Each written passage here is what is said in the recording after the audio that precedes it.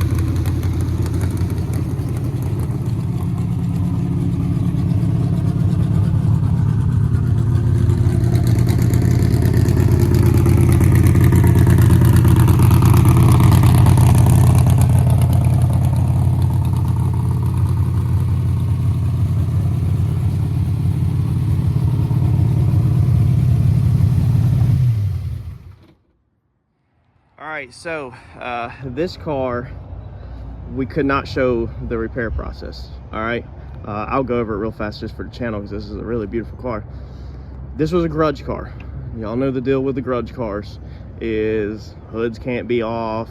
This car was a different color, so we couldn't show it before the other color. We couldn't have anybody connecting the two together necessarily. The owner didn't want that. It turned out amazing, even though it gave me a run for my money and was a complete nightmare. We'll go over it real fast as we look the car over. I know it looks like a $10,000 paint job, but it's actually not. So I will go ahead and share the bill with this one, even though it's not members only. Members only, sometimes I do share stuff that I normally wouldn't share. This car started out as a $1,200 all over. This was supposed to be a cheap single stage in and out, and then after talking, the level that we were gonna go to was gonna be $1,500. After we got involved into this and dived in a little bit more, a couple phone calls with the middleman, and we were at $2 grand. So it landed on $2,000 all over single stage. What you're seeing in your camera is not a $2,000 paint job. You cannot get this paint job for $2,000. So we sprayed this car the first time, and it had contamination in a lot of places. Very, very bad contamination. The roof was tons of contamination. There was some heavy contamination in the back, just everywhere. All the cracks in the fiberglass, as you can see, okay, all the cracks were resisting paint. I think it's because of the fiberglass stuff underneath, inside of it. It was pushing the paint back out. So everything was the old color of the car, and it just looked really bad. So we've got everything, all the fiberglass is tore up, okay? The owner didn't want to fix it. You can't really fix fiberglass cost efficiently when it's tore up this bad. I mean, it is split all down the tops. It's split everywhere. It's cheaper to just paint or replace these pieces than to cheat or to repair these pieces. Sorry, I'm stuttering this morning. So with that being said, contamination, fiberglass cracks, resisting paint, we were up the S-word creek without a paddle. So I hauled tail to the paint store. You have a flash window, weirdly enough, if you look up the data sheet, 3 hours to 4 days that you don't need a scuff. You can go right over top of it. So I let the car sit in the booth, and I made the decision at that point to go to the paint store, buy more ALK, and try to bury it.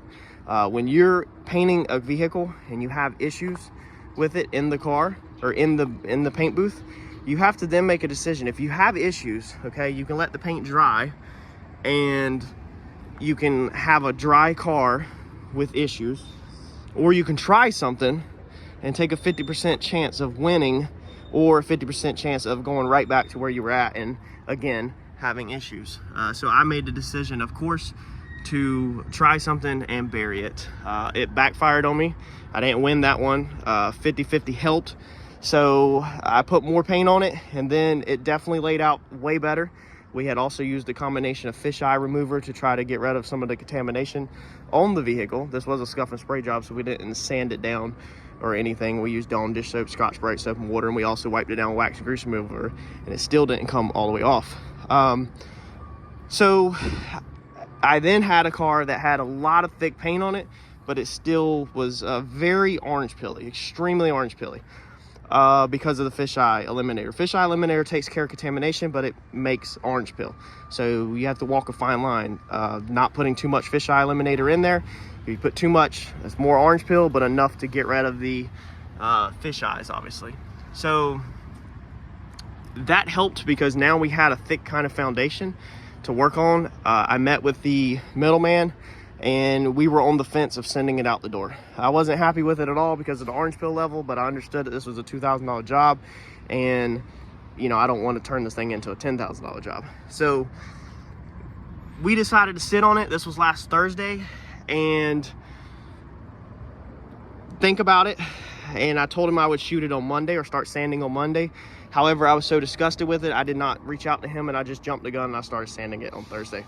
And so I had this whole thing sanded down Thursday and Friday, and we come in on Monday, finished sanded out what we had. So it already had two jobs on it, I guess, in the booth, you know, where I went back to back, which was only 3 coats. So it was only 3 coats of single stage total. I think we put 2 on the first time and then 1 on the last pass. So 3 coats on the first run of single stage. I pulled it out of the booth, sanded it. We sanded it with a 180 grit. Now we've painted over 180 grit with single stage many times on work trucks, cheap low-end jobs, flip jobs, all kinds of stuff. But normally we're painting over this stuff right here, or we're sanding over this where it's peeling clear coat, and we'll 180 over that and clear coat it and don't let that bad. However, this is the first one that I attempted to do 180 grit over the whole entire car, because 180 sanded fast. This was a cheap job, and sling it back through the booth. The problem with that was the 180, being the paint wasn't really hard, it takes you have a window to recoat, like I said, for 4 days, meaning there's no way it's gonna be dry before 5 days. We were only let's see here, Thursday, Friday, Saturday, Sunday, so we were only on 4 days. Monday was our 5th day, and we were 180 and sending it back into the booth. So I sent it back into the booth for the second paint job. 3 coats on the first 2 runs.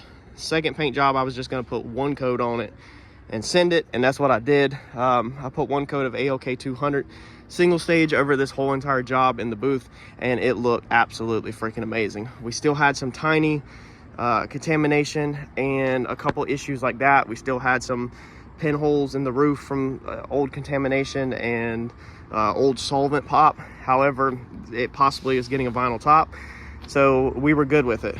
We left out, and right before I left, it started looking a little iffy with solvent pop, and by the time we come back in the next morning, Tuesday morning, it had solvent pop over the whole entire car and had tightened up as it dried a little bit, wrapped itself around the 180 hook marks basically, and went fuzzy. Because the paint wasn't hard, when we sanded it, it didn't leave a slick finish. It kind of was a softer, fuzzy finish, if that makes sense to you. And it mimicked that. As it dried and tightened up, it looked fuzzy. You could hold your credit card or a piece of paper up to the car and you would not be able to even read anything in the reflection. It was absolutely awful. So that's the second booth run, and we're on 4 coats of single stage. Probably not, because we sanded with 180, so we probably knocked out 2. Second booth run, there was probably 2 coats of single stage left on the car. So we had a really good foundation at this point, because it was fuzzy, but everything was red. Everything was pretty uniform, everything was red, even though, again, the paint is still soft, because it's gonna have to at least sit for 5 days on the single stage for it to, you know, even take a chance of hardening up pretty decent. So I opted at that point to pull it out the booth. I told the owner that I was not happy with it, and I wet sanded the whole entire car with 400. This time we did a test run. We sanded the trunk lid with 400. We put the trunk lid back in the booth, and I shot this with an Omni 270 clear. I was thinking about shooting it with a cheap clear because the customer did not pay for a quality job, and so I was trying to save money. But I said, you know what, at this point, this is kind of a point where our profits aren't going to be amazing on this one. I'm still going to clear half the job on profit, but I was like, I don't want to waste my time on the cheap clear. Cheap clear is about $80 a gallon. The Omni 270 is about 180 a gallon to 190 a gallon. So I said, we're just going to put the 190 a gallon on here and hope for the best. So I did a test panel on the trunk lid, and as you can see, the trunk lid turned out absolutely amazing for what it is, what I have described. The issues that we have had, there's still plenty of flaws in it. There's still, it's hard to see cracked fiberglass. None of this stuff was taken apart. Owner didn't want nothing taken off at all. Wanted a cheap grudge car in and out. So it looked amazing. So I said, I think we're in the clear. I gave Dad the go-to to help me out, and we wet sanded the whole car. I went ahead and ran the hood and the nose piece above the carburetor. I don't even know the technical name for these things. And they were looking good. I kept being paranoid and checking on them, and I was like, dude, they're good. Let's rock and roll with the whole entire car. So today's Wednesday. Tuesday at 3 o'clock, 3:15, we sprayed this thing with clear, the whole entire car, and this thing turned out absolutely beautiful this go around. So if you've watched this whole video, I greatly appreciate it. Hopefully this is a little bit of education if you're painting cars in your garage. Sometimes you don't just give up and freak out, but sometimes keep going can bite you in the butt. But if you just stay at it, sometimes you can get really good results like this right here. I'm very happy with this car. For the $100 bills that the gentleman is about to count and the shop is about to count, you cannot touch this level. Basically, if you want to kind of sum it up, what ended up happening now is we basically used ALK 200 as a primer. If you look back at all the coats that we did and all the wet sanding with the hand block and everything, basically there was 2 coats of ALK 200 single stage left on there that was 100% hand blocked all over. So of course, when you hand block a whole entire car with a thick paint, whether it's primer, single stage, or base coat, clear coat, if you can hand block a whole thing like that, then of course you're gonna get good results. I mean, of course the panels are gonna look freaking straight. You know, you've hand blocked freaking 4 coats off. Yeah, is that 4? Let's see here. 5 coats. You've sprayed 5 coats of single stage on the car, walked away with 2, and then cleared over top of 2. So as the car sits right now, there should be 2 coats of single stage left on there. That's where we're getting our base color, and there's 2 coats of Omni 270 on there. Normally customer work, I put 3 to 4 coats of Omni 270 on it, but this customer's not paying. I was eating this on my dime, and for a race car that won't be sitting in the driveway every single day, this will be in the trailer at the track, 2 coats of Omni 270 will be perfectly fine for something like this. Hopefully you like this. Maybe you learned something. If you have any questions about this kind of stuff, let me know. I can do a members only video that we can discuss things that we can't publicly, catered exactly for your needs and what you want. There's other flaws on the car, but we're not gonna sit here and break down every freaking flaw on the car, because again, this is a race car at the end of the day, and they wanted a very low end job, so they're going to be completely happy with this car. Smash that like button for me, y'all. Let me know if you learned anything, and I'll catch you all in the next video. Thanks.